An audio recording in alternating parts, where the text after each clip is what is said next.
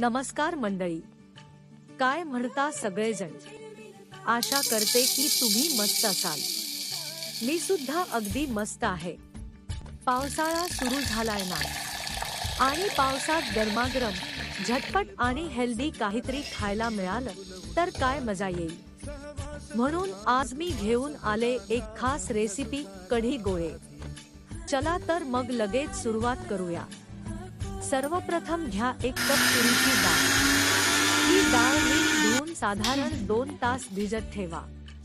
आता ही डाळ हिरवी मिरची, आलं आणि लसूण घालून मिक्सरमध्ये बारीक वाटून घ्या। लक्षात ठेवा, मिश्रण जाडसर ठेवायचं आहे, पातळ करू नका। हे मिश्रण एका बाउलमध्ये काढा। त्यात लाल तिखट, हळद, धने पावडर, जिरं, मीठ आणि 1 चमचा बेसन घालून सगळं छान एकजीव करा। इथे महत्त्वाचं म्हणजे पाणी अजिबात घालायचं नाही। आता या मिश्रणाचे छोटे छोटे गोळे बनवा आणि हे गोळे उकळत्या कढीत सोडा। बस, आपली झटपट, गरमागरम आणि एकदम टेस्टी कढी गोळे तयार।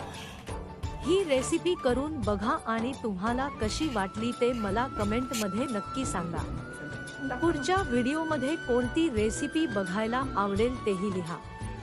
आणि हो, व्हिडिओ आवडला तर नक्कीच लाईक, शेअर आणि सबस्क्राईब करा। तर भेटूया पुढच्या व्हिडिओमध्ये। तोपर्यंत खा, प्या आणि आनंदात रहा। Bye bye.